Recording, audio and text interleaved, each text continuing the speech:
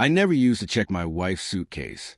After 8 years of marriage, I thought trust meant leaving zippers closed and questions unasked. But that morning while she showered, something caught my eye, a small blue packet lying next to her makeup bag, birth control pills.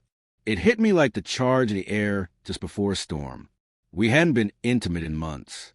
She'd told me stress had killed her appetite for everything, me included.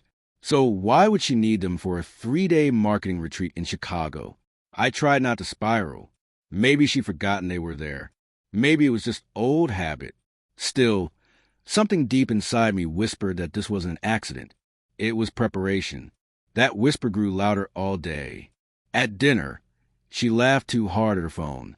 When I asked who it was, she said, "Work chat," and slid the phone face down. Her suitcase sat by the door like a silent accomplice. The next morning, she kissed my cheek goodbye. "Don't wait up. We'll be doing team dinners." And then she was gone, her heels clicking like punctuation at the end of a long sentence. I sat staring at the empty driveway. I booked the first flight to Chicago. Didn't tell anyone. Just packed light, threw on a cap, and convinced myself I was insane. But insanity felt better than ignorance.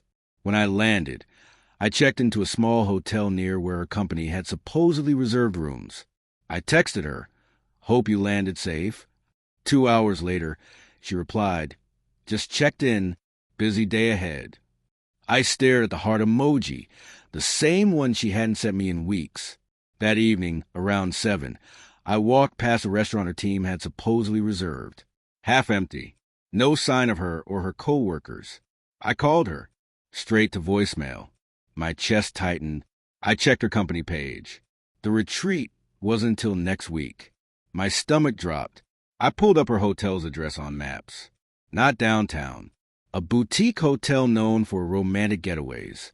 I drove there, parked across the street, watched through the lobby windows as couples checked in, laughing, touching hands.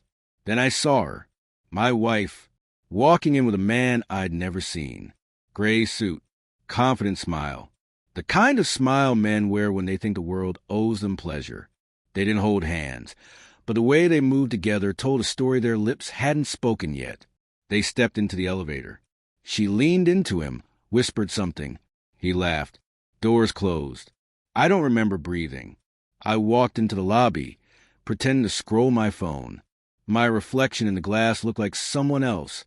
Someone hollowed out. I waited 10 minutes, then asked the front desk for a room on the same floor. Cash. No questions. The hallway smelled like cologne and carpet cleaner. Their door was cracked just enough for a sliver of light to fall across the carpet. Faint music, laughter, the pop of a cork. My heartbeat drowned everything else. I wanted to storm in, scream, demand answers. But another, colder part of me wanted proof. I pulled out my phone, recorded the room number, the voices, the evidence, and left. Downstairs, I sat in the car, staring at the window until the light went out. That was the moment something inside me switched off, too. The next morning, she texted, "Good morning, baby. Meetings all day. Miss you." I replied, "Hope it's productive." Then I checked out, caught the next flight home, and waited.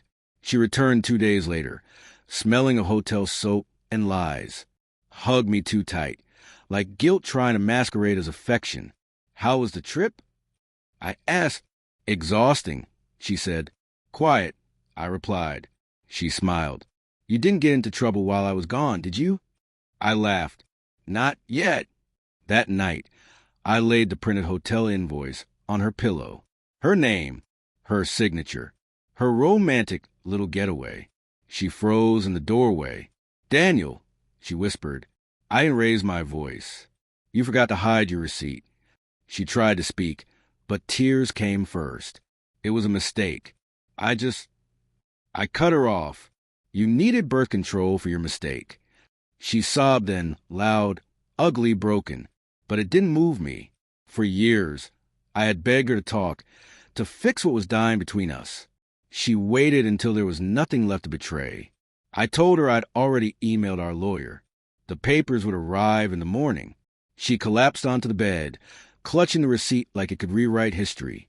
When I walked out, the night was quiet. The street where we bought our first house felt foreign. Every memory had new colors, gray where there had once been gold. At the airport, I didn't cry. I just watched planes rise into the dark, thinking about how trust doesn't shatter all at once. It erodes, one lie at a time, until the truth finally has room to breathe. People think catching someone cheating is about rage or revenge. It isn't. It's about clarity, the cruel kind that frees you. She once told me she took those pills to keep her life balanced.